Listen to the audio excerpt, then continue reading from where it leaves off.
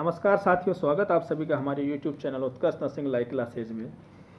अभी रिसेंटली आपने नौसर 2022 का एग्ज़ाम दिया है एंड काफ़ी स्टूडेंट की रिक्वेस्ट थी कि सर जो अभी एग्ज़ाम लगा है उसके लिए एक आंसर की लीक किया, उसका पेपर सॉल्यूशन देखना है हमको। उसी बेसिस पे मैंने एक पेपर बनाया है और इसके अंदर हम कोशिश करेंगे मैक्सिमम ऑफ क्वेश्चन लेने की। फिर भी अगर कोई क्वेश्चन रह जाता है तो आप बिल्कुल भेजिए, जो थंबनेल पे जो नंबर दे रखा है और जो अपने डिस्क्रिप्शन बॉक्स में जो नंबर है आप उसमें मेरे को भेज सकते हैं या कमेंट बॉक्स में आप डाल सकते हैं, ठीक है। अपन मैक्सिमम क्वेश्चन करेंगे। इसके अंदर इमेज बेस्ड क्वेश्चन और थ्योरेटिकल क्वेश्चन सब क्वेश्चन लेने की कोशिश की है। क्लास को अपने दोस्तों तक शेयर कीजिएगा जिन्होंने भी इसका एग्ज़ाम दिए है और जिन्होंने नहीं दिया है, जो अगली बार अपीयर होंगे नेक्स्ट ईयर में, उनके लिए भी ये पेपर इंपॉर्टेंट है। आइए शुरू करते हैं इस लेक्चर को बिना कुछ देरी किए। क्लास को लाइक एंड शेयर जरूर कीजिएगा एंड एक्यूरेसी के साथ मैं आपको बताऊंगा कि क्या किसका आंसर रहने वाला है, तो आप अपने साथ को असिस्ट कर सकते हैं एंड होप्स आप सभी का अच्छा रिजल्ट आएगा। अब डिस्कस करने वाले आज नौसर 2022 के पेपर के बारे में, ठीक है गाइस। बने रहिएगा अपने साथ इसी लेक्चर के अंदर और हम कोशिश करेंगे कि जितना मैक्सिमम कंटेंट है मैं आपके सामने दे पाऊँ, ठीक है गाइस। देखिएगा, हम शुरू करते हैं आज की क्लासेस को। Right, yes, okay, fine.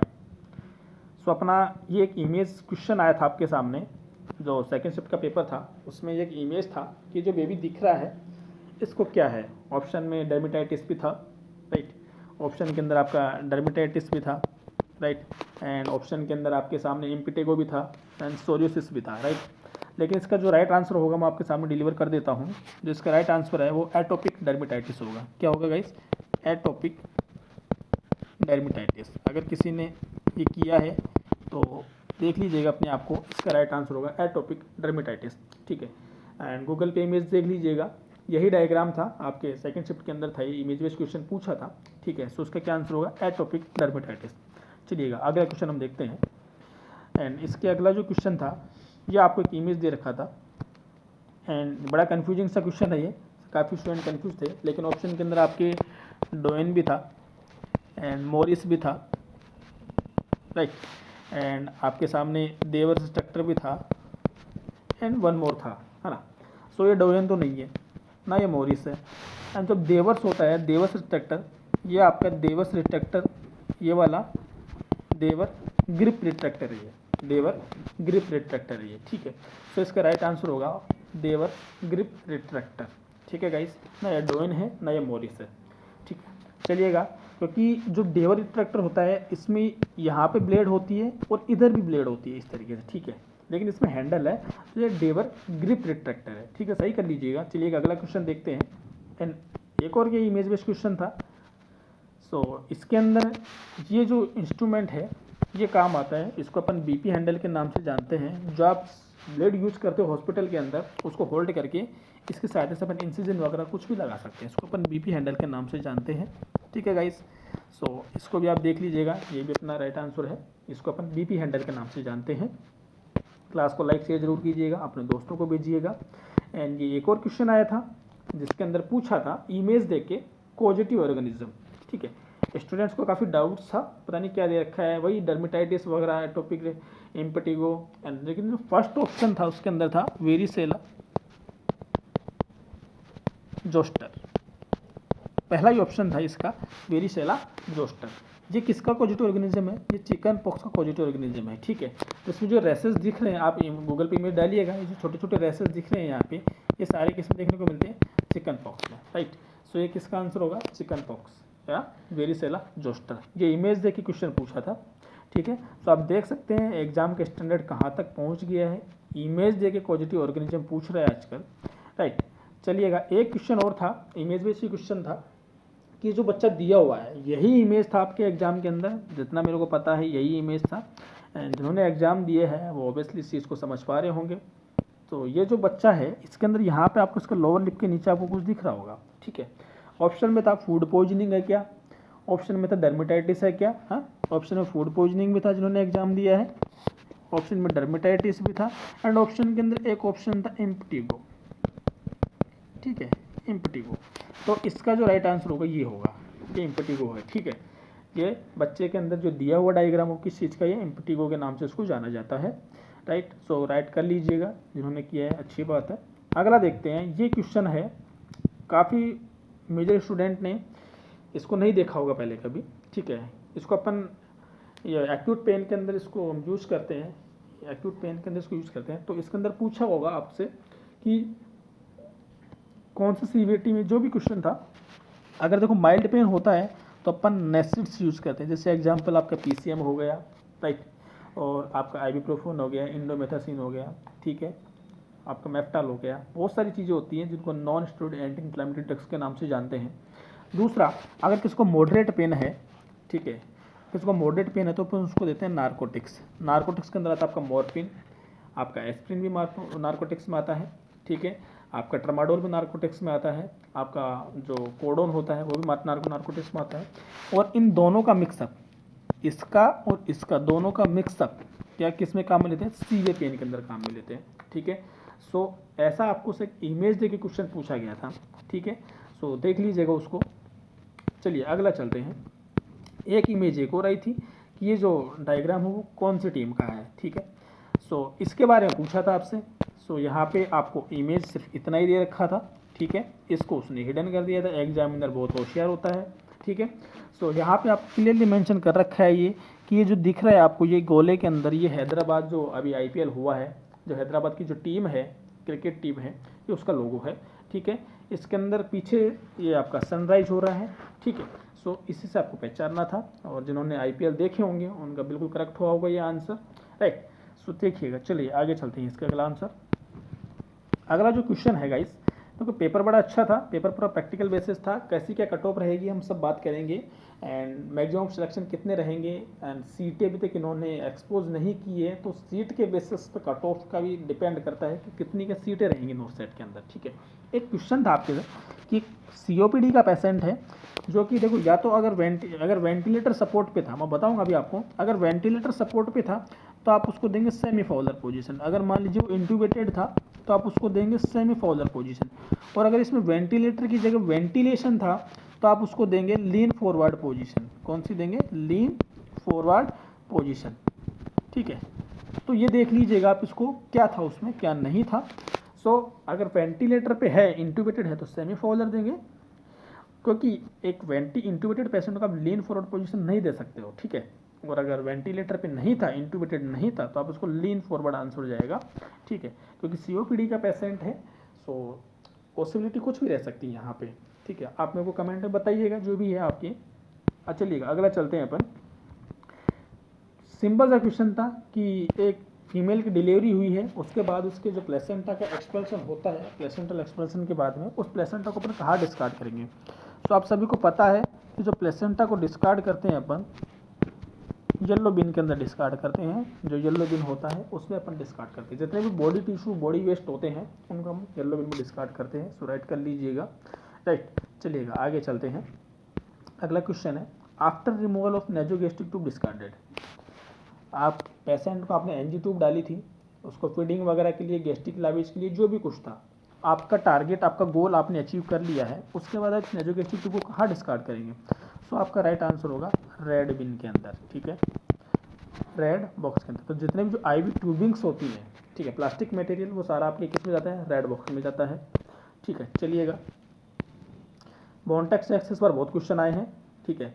Mantoux access बहुत क्वेश्चन पूछे इसने, काफ़ी अच्छी बात है और इजी है क्वेश्चन। तो कि पहला पूछा था कि मॉन्टेक्स टेस्ट करने के बाद में आपने किसी मरीज को मॉन्टेक्स टेस्ट का इंजेक्शन लगा दिया है, आप पीठ को चेक करना चाह रहे हैं कि इसकी स्क्रीनिंग टेस्ट करते हैं। पहली बात तो मॉन्टेक्स टेस्ट आपका एक सेंसिटिव टेस्ट होता है जो कि आप इंटरडर्मल लगाते हैं, ठीक है। सो सारे क्वेश्चन थे, इसको आप कब चेक करेंगे, लगाने के बाद आप कब चेक करेंगे। सीधा ऑप्शन में राइट आंसर होना चाहिए आपका 48 to 72 आवर्स के अंदर, ठीक है, 48 to 72 आवर्स के अंदर।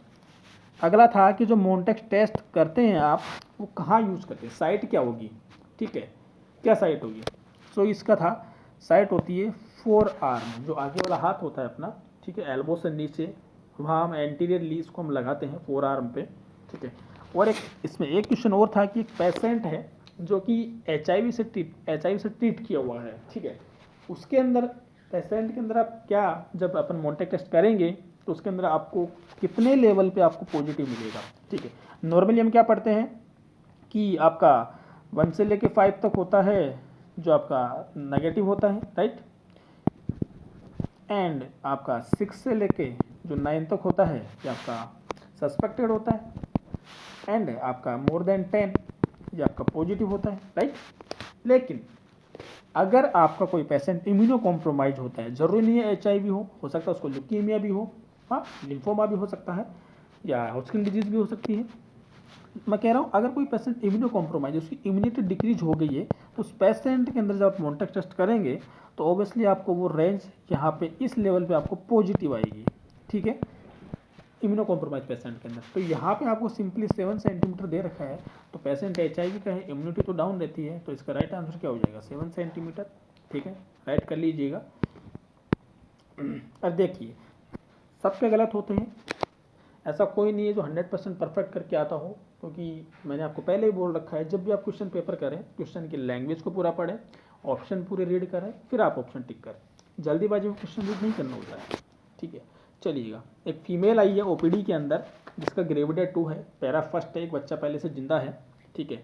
OPD में ये 8 वीक पे, कब आई है 8 वीक पे आई है, एंड उसका जो जेस्टेशनल एज था वो 8 वीक का था, और उसका आपने जब HbA1c देखा, HbA1c अपन करते हैं 90 दिन के, इसके अंदर ब्लड का ग्लूकोज का लेवल बताता है जो हीमोग्लोबिन के साथ चिपका होता है, ठीक है, ये सभी को पता है, जो कितना है 7%, कितना है भैया 7% है। अब आप इसमें नेक्स्ट स्टेप क्या करेंगे, ठीक है, क्या करने वाले हैं आप इसमें, ऑप्शन में था कि आप उस फीमेल के अंदर 24 वीक पे GTT करेंगे, ग्लूकोज टॉलरेंस टेस्ट, या उसके अंदर आप इमीडिएटली ग्लूकोज टॉलरेंस टेस्ट करेंगे, या इंसुलिन थेरेपी स्टार्ट कर देंगे, या उसको ब्लड शुगर चेक करेंगे। देखिएगा इसका बड़े कंफ्यूजिंग है स्टूडेंट, मैं बता देता हूँ उसको क्या आंसर रहेगा इसका एग्जैक्टली। इसमें क्या है, देखो फीमेल है 8 वीक की, पहली बात मैं कहूँ जेस्टेशनल डायबिटीज मेलाइटस कब होता है, तो आफ्टर 20 वीक पे होता है, ये पहला क्वेश्चन है, कब होता है 24 वीक के बाद होता है।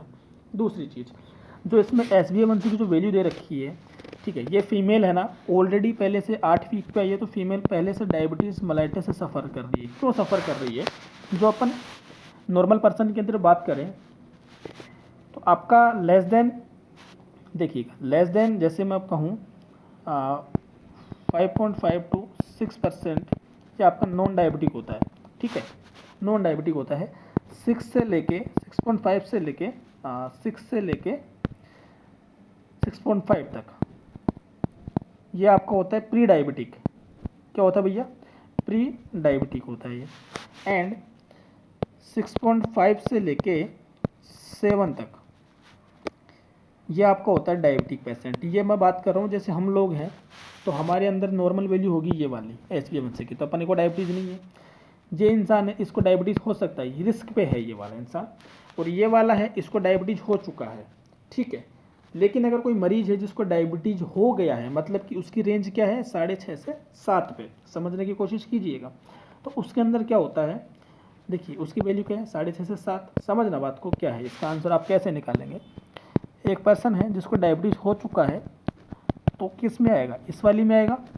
अगर ये इंसान इस रेंज के अंदर है, ठीक है, इस रेंज में है, तो इसने क्या कर रखा है, गुड कंट्रोल कर रखा है डायबिटीज़ पे, ठीक है, इस रेंज में है।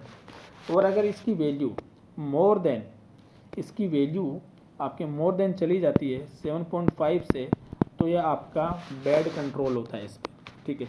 तो इस फीमेल का तो 7% है भैया, ये तो पहले से डायबिटीज़ है, इसने कंट्रोल कर रखा है। हो सकता है इसको कोई दिक्कत हो, टाइप 2 डायबिटीज़ मेलाइटस था इसको, तो इसका कितना था 7% था। तो इसके अंदर बताइए आप इसको क्या शुगर प्रोफाइल करके आपने ये तो पता लगा ही लिया, पहली चीज़ तो ये तो आपने HbA1c कर रखा है, तो शुगर प्रोफाइल की जरूरत नहीं पड़ेगी। इंसुलिन थेरेपी क्यों देना है, जब इसने कंट्रोल कर रखा है इस लेवल पे, जब इसको अपन good control of diabetes mellitus बोलते हैं, तो ये भी नहीं होगा। आप इसका GTT करेंगे इमीडिएटली, कोई फ़ायदा ही नहीं है, अभी तो उसने करवा रखा है, क्यों करेंगे फिर से हम। आप इस पेशेंट को आप देखना क्या चाह रहे हैं, इस पेशेंट में आप देखना चाह रहे हैं जेस्टेशनल डायबिटीज़ मेलाइटस, किसको प्रेगनेंसी में तो डायबिटीज़ नहीं हुआ है, ठीक है, और प्रेगनेंसी में डायबिटीज़ होता है आफ्टर 24 वीक के बाद में, और यहाँ पे प्रेगनेंसी है 8 वीक की, ठीक है। तो इसका राइट आंसर क्या होगा एट 24 वीक पे, राइट, देख लीजिएगा, कर लीजिएगा जो भी है आपका।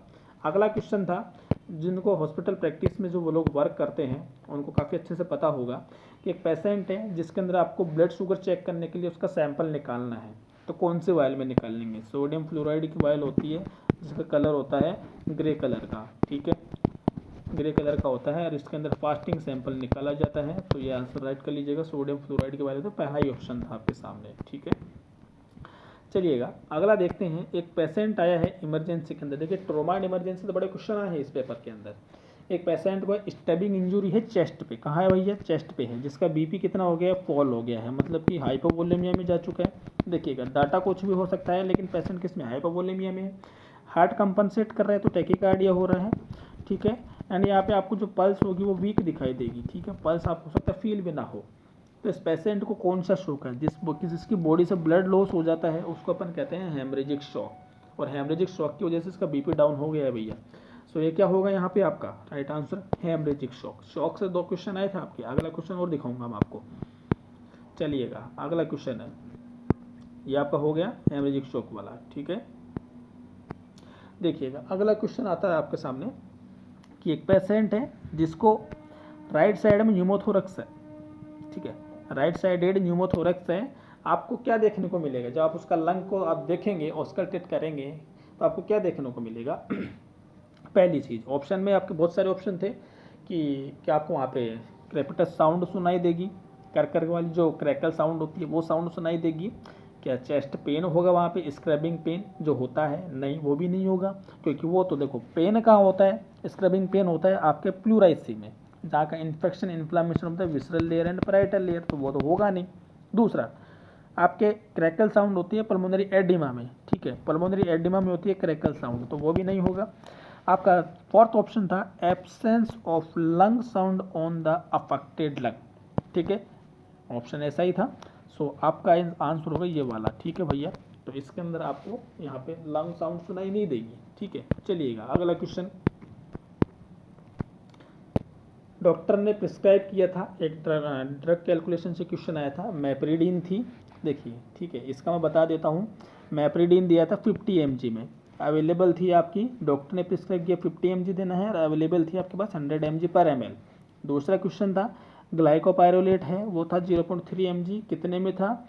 0.2 mg था, अवेलेबल कितना था? 0.2 mg, डॉक्टर ने कितना बोला था? 0.3 mg। और एक ड्रग्स और थी, एग्जैक्टली नाम याद नहीं है, 25 mg की थी, और डॉक्टर ने प्रिस्क्राइब किया 25 mg, और फार्मेसी से अवेलेबल था 0.2 mg पर ml। तो आपको पता है इनको सेपरेट निकालना था।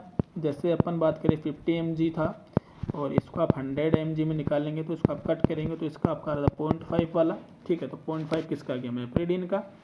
दूसरा मैं बात करूँ जो ग्लाइकोपायरोलेट है 0.3 है, कितने में है? 0.2 में है, ठीक है। तो आप जब इसका निकालेंगे 0.2 mg पर ml, ठीक है, तो इसका भी आपके पास कितना आ जाएगा? तो मतलब अप्रोक्सीमेट जो जितना भी था आपका टोटल निकल के आ रहा था आपका, जैसे आप निकाले होंगे तो आपके पास टोटल आ रहा था 0.5 प्लस 1 का आ रहा था 1.5, ठीक है, तो टोटल आपका आ रहा था 2.5 ml, ठीक है। तो राइट आंसर था उस क्वेश्चन का, ये ml में है, नॉट mg, ठीक है। तो 2.5 ml राइट आंसर होगा यहाँ पे, ठीक है गाइस, तो राइट कर लीजिएगा, 2.5 ml उसका राइट आंसर था, ठीक है, उस क्वेश्चन का जो भी था। चलिएगा एक क्वेश्चन था ड्रॉप फैक्टर से क्वेश्चन था कि 1000 ml D5 था आपके पास में, और उसको 6 आवर्स में देना था, और यूज कर रहे थे आप मैक्रो ड्रिप सेट। क्या यूज कर रहे थे? मैक्रो ड्रिप सेट यूज कर रहे थे आप, ठीक है। सो इसका जो राइट आंसर होगा, मैक्रो ड्रिप सेट आपने यूज किया है। सो सिंपल सा क्वेश्चन था, ठीक है, जहाँ पे आपको उसने ड्रॉप फैक्टर दिया नहीं था। सो आपने 1000 लिया होगा, डिवाइडेड बाई 6 इंटू 60 किया होगा।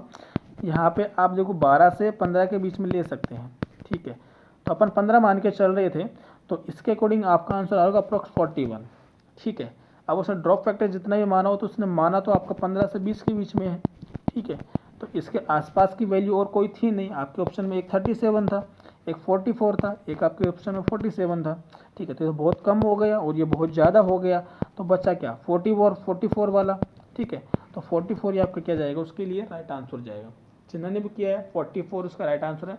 एक और आपका डायरेक्ट कैलकुलेशन से क्वेश्चन था, ये ड्रॉप फैक्टर वाला, एंड उसके अंदर आपको दे रखा था, ठीक है। सो आप अगर आपको किसी को याद हो तो आप मुझे भेज सकते हैं। ओके गाइस, चलिएगा। एंड इनके अलावा किसी को क्वेश्चन लगे कि सर ये रह गया है तो अपन इसका अगला पार्ट बना देंगे, आप मेरे को भेज दीजिएगा। अगला एक पेशेंट आया है, राइट, हिस्ट्री ऑफ RTA, और उसका क्या हो गया, BP डिक्रीज हो गया है, और उसको इंजुरी कहाँ हुई है, स्पाइनल कॉर्ड इंजुरी हुई है पहली चीज़, और जिसकी वजह से उसकी बॉडी के अंदर बॉडी टेम्परेचर तो बढ़ा हुआ था, बॉडी वार्म थी, WBC का लेवल बढ़ा हुआ था। एंड यहाँ पे आपको देखने लायक चीज़ क्या थी, यहाँ पे इसको डिफ्रेंशिएट कर दिया, वो क्या था, वार्म था, और उसका बॉडी क्या था, वार्म एंड इंक्रीज WBC। कौन सा शोक है भैया, सेप्टिक शोक है, सेप्सिस हो गया है, इन्फेक्शन हो गया बॉडी के अंदर, ठीक है। सो राइट आंसर क्या जाएगा, सेप्टिक शॉक जाएगा। तो दो क्वेश्चन हो गए, एक हेमरेजिक शॉक, एक सेप्टिक शॉक। एक क्वेश्चन था पल्स प्रेशर का, ठीक है, वैल्यू एग्जैक्टली याद नहीं है, लेकिन उसका जो राइट आंसर होगा वो होगा 66। पल्स प्रेशर किस में दिखाते हैं, systolic BP minus diastolic BP, ठीक है। तो आपका क्या आ जाता है, फिर पल्स प्रेशर आ जाता है। चलिएगा अगला क्वेश्चन पढ़ते हैं अपन। अगला क्वेश्चन है कि एक patient having shortness of breath and irritable है during blood transfusion, what is the priority nursing intervention. एक पेशेंट को ब्लड ट्रांसफ्यूजन हो रहा है एंड पेशेंट के अंदर आपको शॉर्टनेस ऑफ ब्रीथिंग देखने को मिल रहा है, दूसरा पेशेंट इरिटेट है, आप क्या करेंगे, अगली प्रायोरिटी क्या होगी। तो भैया उसको ना ब्लड ट्रांसफ्यूजन रिएक्शन हो गई है, यहाँ पे BT रिएक्शन हो गई है, और BT रिएक्शन होती है तो हम क्या करते हैं ऐसी कंडीशन में, पहला होता है स्टॉप प्रोसीजर, तो आपके सामने क्वेश्चन में था, ऑप्शन था stop procedure and inform to doctor, तो आपको फोर्थ ऑप्शन राइट था। वहाँ पे क्या करेंगे आप, प्रोसीजर को स्टॉप करना है एंड इन्फॉर्म टू डॉक्टर, ठीक है गाइस, स्टॉप करो देन इन्फॉर्म टू डॉक्टर, ये आपका राइट आंसर होगा, ठीक है, सही कर लीजिएगा। एंड बताइएगा कितने आपके क्वेश्चन राइट हो रहे हैं कमेंट करके, ठीक है। अगर कोई क्वेश्चन गलत हो रहा है, आपको कोई डाउट लग रहा है सर ये ऐसे नहीं ऐसे होगा, तो आप अपना सजेशन दे सकते हैं। चलिएगा, ब्लड ट्रांसफ्यूजन से भी 2-3 क्वेश्चन थे। एक पर्सन है जिसको ब्लड ट्रांसफ्यूजन करना है, कौन सा कैनुला आप यूज़ करेंगे, तो अपन जो ग्रीन कैनुला होता है, ग्रीन कलर का, ठीक है, ये वाला कैनुला हम ब्लड ट्रांसफ्यूजन के लिए यूज़ करते हैं गाइस, ठीक है। चलिएगा अगला क्वेश्चन है, किसी फीमेल पेशेंट है, उसको आपको कैथेटराइज करना है, कौन सा आप कैथेटर लेंगे, 14 से 16 फ्रेंच का कैथेटर लेते हैं। ये क्वेश्चन लास्ट टाइम भी आया था, ये दोनों क्वेश्चन लास्ट टाइम पूछे गए हैं, ठीक है। सो ये 9 से 2021 में भी आया है, 2022 में भी आया है, तो ठीक है, अपन ने लास्ट टाइम भी इसकी क्लास बताया था। सो कितना यूज करेंगे, 14 से 16 फ्रेंच का फीमेल में यूज़ करते हैं, और 16 से 18 फ्रेंच का मेल में यूज़ करते हैं, ये भी ऑप्शन में था, ठीक है। सो ये राइट आंसर होगा। चलिएगा अगला देखते हैं, what is the meaning of French. जो आप कैथेटर के ऊपर जो ये आपका जो कैथेटर होता है इस तरीके से, इसके ऊपर ये जो आपको यहाँ पे फ्रेंच लिखा होता है कि ये इतने फ्रेंच का, ये 16 फ्रेंच का है, ठीक है। सो उसका मीनिंग क्या होता है भैया, सो इसका मीनिंग होता है जो कैथेटर का जो आउटर डायमीटर है ना, आउटर डायमीटर बाहर वाला, ये अंदर वाले की बात नहीं कर रहा हूँ मैं, इसका नहीं पूछता, ये डायमीटर ये होता है आउटर वाला, तो इसी को बताता है ये फ्रेंच। तो आपका ऑप्शन था आई थिंक लास्ट वाला ऑप्शन होगा, तो आउटर डायमीटर क्या होता है आपका, फ्रेंच कहलाता है, ठीक है, सही कर लीजिएगा। ऑप्शन में इनर भी था, ऑप्शन में वो भी था। सो अगला देखते हैं, एक आपका GCS से 2 क्वेश्चन आया था। एक पेशेंट है, उसके अंदर ग्लासगो कोमा स्केल है, उसका मैक्सिमम स्कोर कितना होता है, तो मैक्सिमम स्कोर होता है आपका 15, ठीक है, जिसके अंदर आपका EVM होता है, E के लिए 4 होता है, V के लिए 5 होता है, M के लिए 6 होता है, तो टोटल 15 होता है ना। चलिएगा अगला एक और है, GCS का क्वेश्चन था, कोशिश कीजिए कि क्वेश्चन आपके सामने वैसे ही लाऊं जैसा पूछा गया है। ग्लासगो कोमा स्केल है, पेशेंट की आई ओपनिंग हो रही थी जब आप उसको पेनफुल स्टिमुलाई दे रहे थे, ठीक है, तो उसके लिए हम नंबर देते हैं 2। फिर आता वो जो पेशेंट मोटर रेस्पॉन्स कर रहा था, अपना मास्क हटा रहा था, अपनी कॉलर पकड़ रहा था, उसके लिए आप नंबर देंगे 2, पेशेंट के अंदर नंबर देंगे 3, क्योंकि पेशेंट के अंदर यहाँ पे क्या देखने को मिल रहा है, फ्लेक्शन देखने को मिल रहा है उसके हाथों का, ठीक है। सो मोटर रेस्पॉन्स और फ्लेक्शन के लिए अपन 3 नंबर देते हैं, और वो रिपीटेटिव वर्ड यूज कर रहा था, ठीक है, उसके लिए अपन नंबर देते हैं 3, तो टोटल आपका ग्लासगो कोमा स्केल का राइट आंसर होगा 8। कितना होगा भैया, 8 होगा। चलिएगा अगला क्वेश्चन है कि जो आप न्यूट्रिशन स्टेटस चेक करते हैं कम्युनिटी के अंदर, आप कैसे चेक करते हैं, मिड अपर आर्म सर्कम्फ्रेंस, पहला ही ऑप्शन है, ठीक है। अगर आपके सामने अगर आपको क्रोनिक एंड एक्यूअल माल न्यूट्रिशन नहीं दे रखा है, तो आपका दूसरा नंबर पे आंसर जाता है मिड अपर आर्म सर्कम्फ्रेंस, ठीक है, तो ये आपका राइट आंसर था, मिड अपर आर्म सर्कम्फ्रेंस।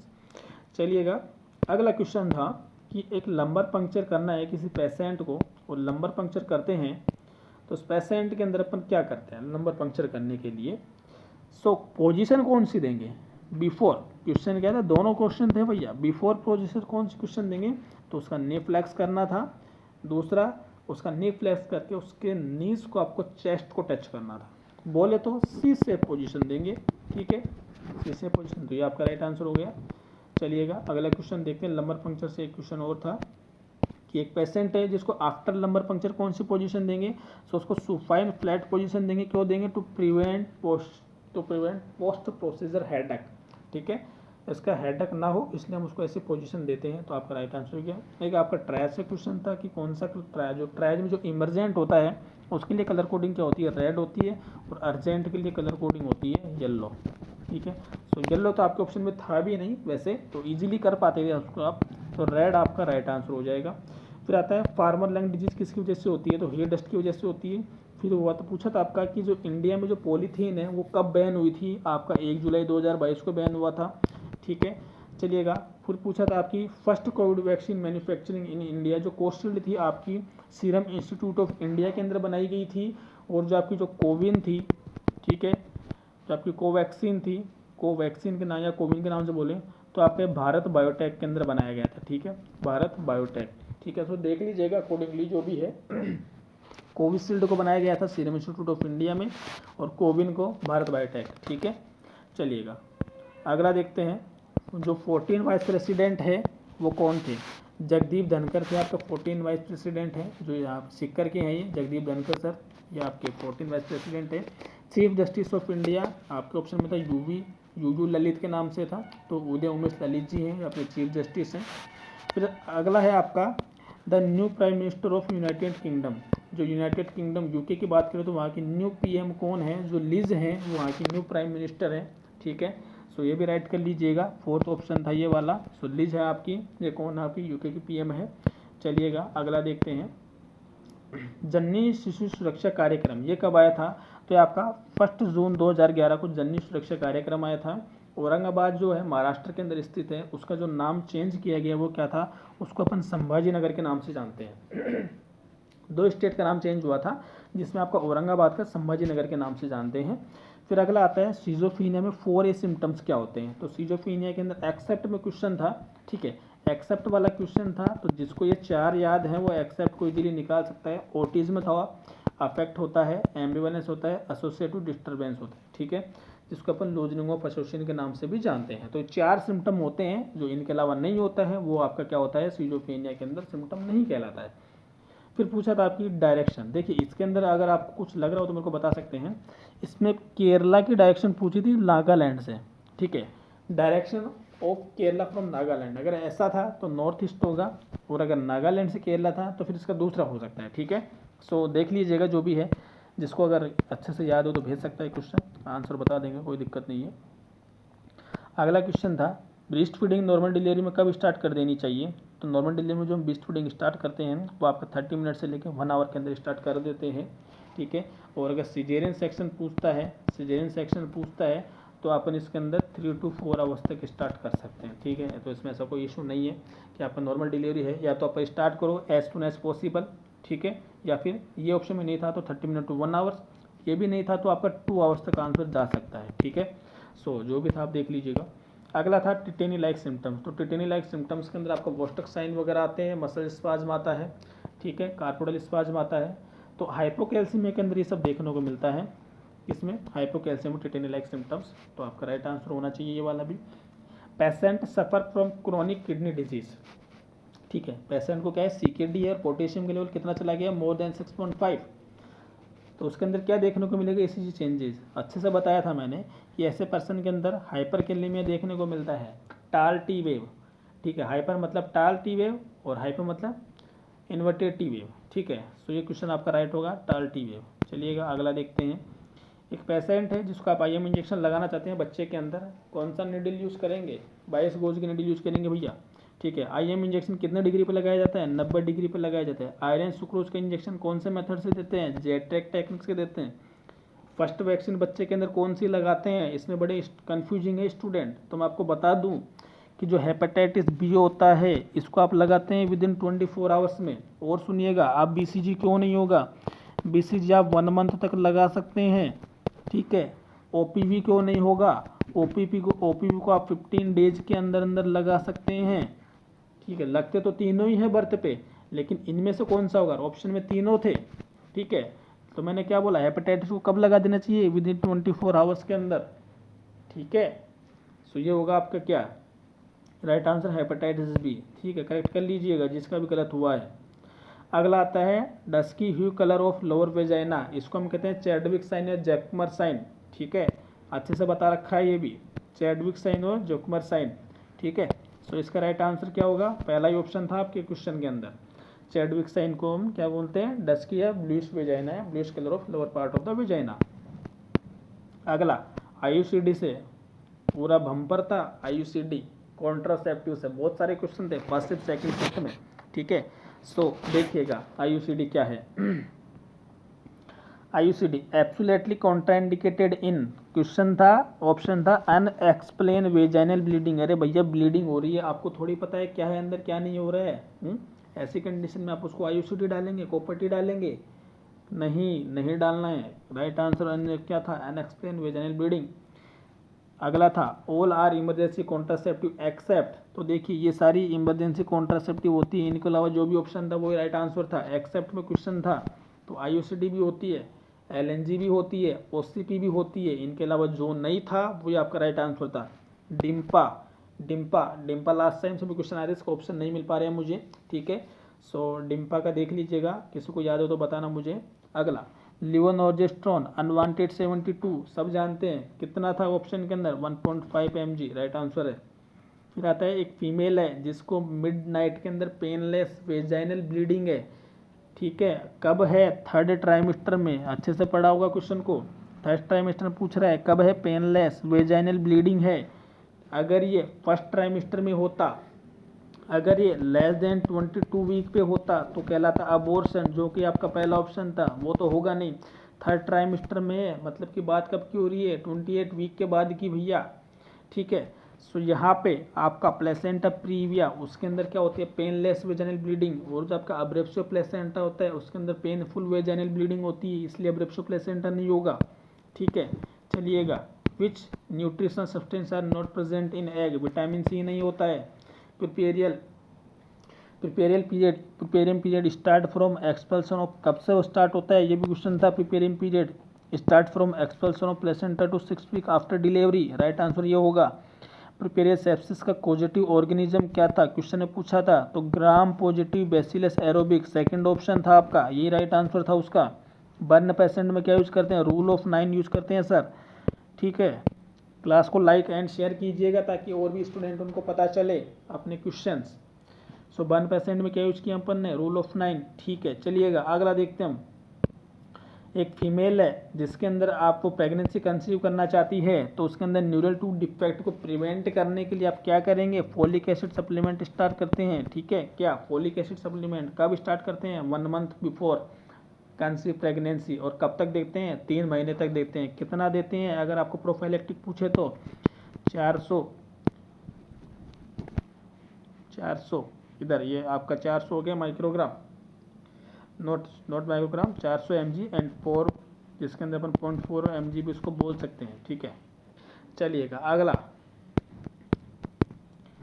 अगला क्वेश्चन था भैया कि माल फंक्शन है जो वेंट्रिकुलर पेरिटोनियल, कंडीशन क्या है? हाइड्रोसिफेलस वाली कंडीशन को दे रखा है, और पेशेंट के अंदर वीपी स्टंट का माल फंक्शन हो गया है जो ब्रेन से लेके पेट तक लगा होता है, ठीक है। इसको आप कैसे पहचानेंगे कि इस पेशेंट के अंदर जो शंट है वो वर्क नहीं कर रहा है? तो आप पहचानेंगे उस पेशेंट के अंदर जो एंटीरियर फोंटोनल है, ठीक है, जो एंटीरियर फोंटोनल है वो क्या हो गया है आपका? टेंस है, ठीक है। अगला एंटीरियर फोंटोनल क्या था आपका? बल्ज हो गया है, और वोमिटिंग है, हेडेक है, ये सारे साइन क्या है? इंक्रीज आईसीपी के, मतलब किस पेशेंट के अंदर क्या हो गया? आईसीपी बढ़ गया है, शंट प्रॉपर वर्क नहीं कर रहा है, शंट कहीं ना कहीं से मुड़ गया है अंदर, तो आईसीपी बढ़ गया तो क्या साइन देखने को मिलेंगे? एंटीरियर फोंटोनल बल्ज हो गया है, वोमिटिंग, हेडेक।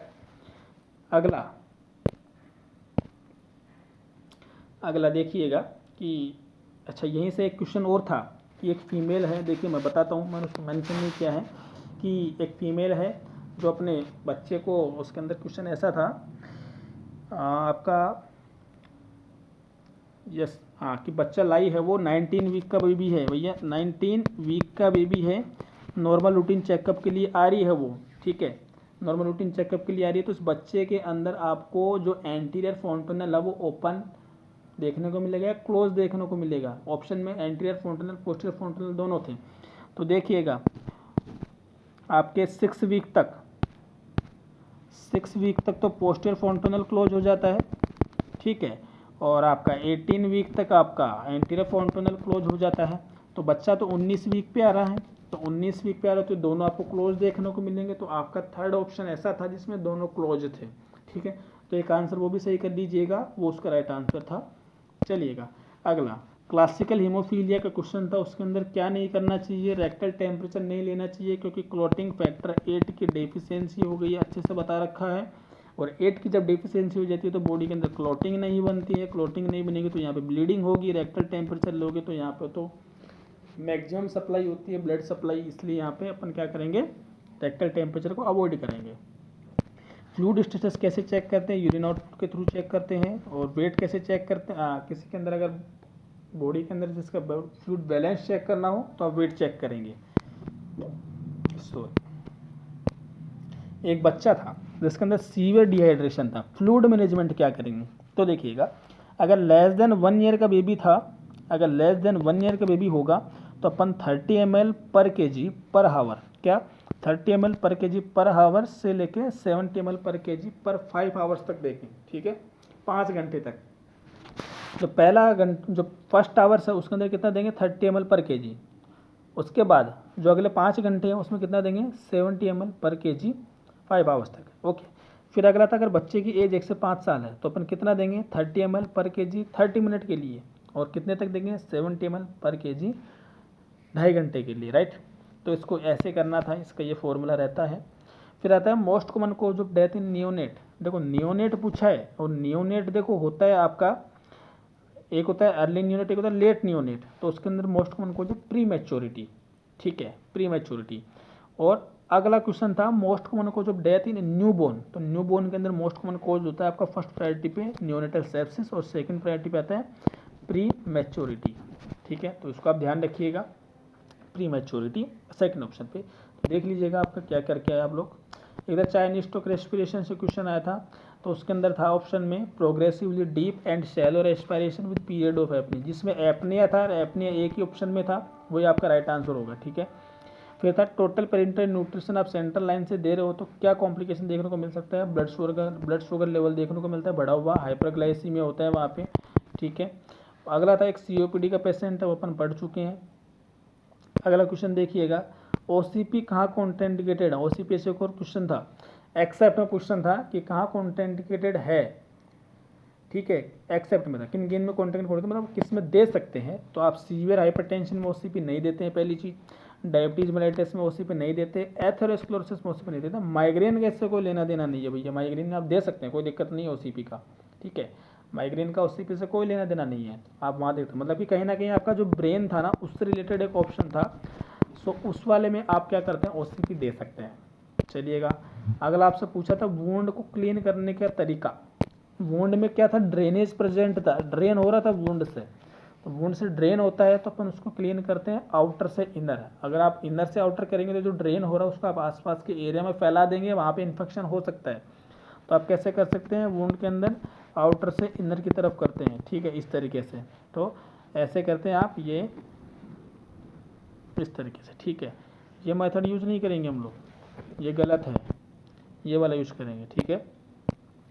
चलिएगा देख 2 साल का बच्चा है वॉमिटिंग कर रहा है, क्या पोजीशन देंगे, साइड लाइन देंगे ताकि एस्पिरेट ना करें, ठीक है, इसका ये होगा। एंटी ट्यूबरकुलोसिस ड्रग थी स्ट्रेप्टोमाइसिन, क्या करती है हियरिंग लॉस कोज करवाती है।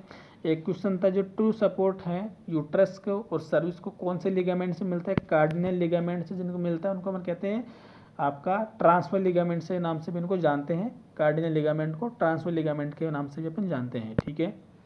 अगला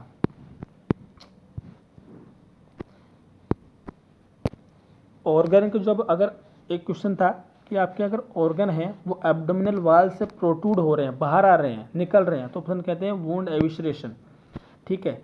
और अगर आपका सूचर सेपरेट हो रहा है, ऑर्गन बाहर नहीं है, ओनली विजिबल हुआ है, तो उसमें कहते हैं वुंड डेहिसेंस, वुंड डेहिसेंस। ठीक है, सो ये आपका क्वेश्चन है, ये आपका राइट आंसर होगा।